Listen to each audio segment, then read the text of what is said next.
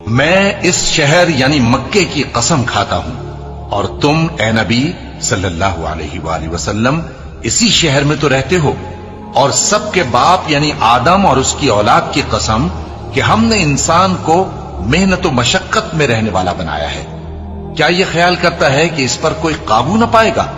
کہتا ہے کہ میں نے بہت سا مال برباد کر دیا، کیا اسے یہ گمان ہے کہ اس کو کسی نے دیکھا نہیں؟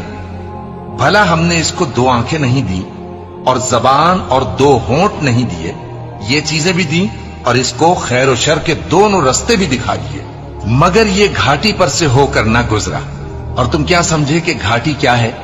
کسی کی گردن کا چھڑانا یا بھوک کے دن میں کھانا کھلانا، کسی رشتہ دار یتیم کو یا مٹی میں پڑے کسی نادار کو۔